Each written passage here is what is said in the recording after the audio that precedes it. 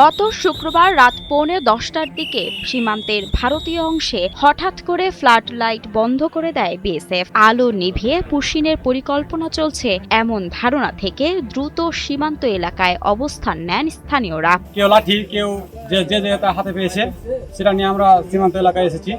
এভাবেই চাঁপাইনবাবগঞ্জের শিবগঞ্জে চকপাড়া সীমান্ত দিয়ে বিএসএফ এর 12 জনকে বাংলাদেশে ঠেলে পাঠানোর চেষ্টা রুখে দেয় বিজিবি ও স্থানীয় গ্রামবাসী। চকপাড়া সীমান্ত দিয়ে বেশ কিছু লোক তারা বাংলাদেশে পুশিং করার চেষ্টা করছে। আমরা খবর পেয়ে গ্রামবাসী দ্রুত এসে বিজিবিকে আমরা তৎক্ষণাৎ তলব করি এবং তারা আমাদের সাথে আছে। আমরা পুশিং চেষ্টার জন্য সর্বক্ষণ তাদের সাথে আছি এবং থাকবো। চকপাড়া বিওপির বিপরীতে ভারতের অভ্যন্তরে সীমান্ত পিলার 183/3 থেকে প্রায় 600 গজ দূরে মুসলিমপাড়া এলাকায় প্রতিপক্ষ বিএসএফ এর দায়িত্বপূর্ণ এলাকায় বর্ডার সিকিউরিটি লাইট বন্ধ থাকায় বিজিবির একটি টহল দল দ্রুত ঘটনাস্থলে পৌঁছে সতর্ক অবস্থান নেয়। আমরা কিছুক্ষণ আগে জানতে পারলাম যে বিএসএফ নাকি পুশিংয়ের চেষ্টা করছে। তখন কিন্তু চারদিক থেকে আমাদের মাইকিং শুরু হয়ে গেছে।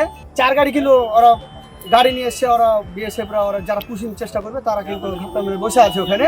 মুহূর্তেই সীমান্ত এলাকায় জড়ো হন শত শত স্থানীয় বাসিন্দা। এ সময় স্থানীয়দের ও বিজিবির হুঙ্কারে এক পর্যায়ে বিএসএফ আবার আলো জ্বালিয়ে দেয়। তারা তখন লাইট বন্ধ করে দিল। আমরা কিন্তু দেখতে পাচ্ছি যখন আমরা চিৎকার করলাম বাংলাদেশের জনগণ এবং বাংলাদেশের মিডিয়া যখন বাঁশি বাজালো, বললো যে কি ব্যাপার লাইট বন্ধ কেন, তখন কিন্তু আবার ওরা কিন্তু লাইট জ্বালিয়ে দিল। পরবর্তীতে গোয়েন্দা সূত্রে বিজিবি জানতে পারে প্রায় 12 জন ব্যক্তি ভারতের অভ্যন্তরে মুসলিমপাড়া এলাকায় অবস্থান করছিলেন। এ পরিস্থিতিতে বিজিবি স্থানীয় জনসাধারণকে সঙ্গে নিয়ে সীমান্ত এলাকায় সর্বোচ্চ সতর্কতা জোরদার করে, ফলে সম্ভাব্য অবৈধ অনুপ্রবেশের চেষ্টা ব্যর্থ হয়। সীমান্তের সার্বক্ষণিক নজরদারি ও টহল কার্যক্রম আরও জোরদার করা হয়েছে, যাতে কোনো ধরনের অবৈধ অনুপ্রবেশ বা পুশিনের চেষ্টা সফল না হয়। একই সঙ্গে স্থানীয় বাসিন্দারাও রয়েছে সতর্ক অবস্থানে। মাহমুদা মুন্নি, ৭১।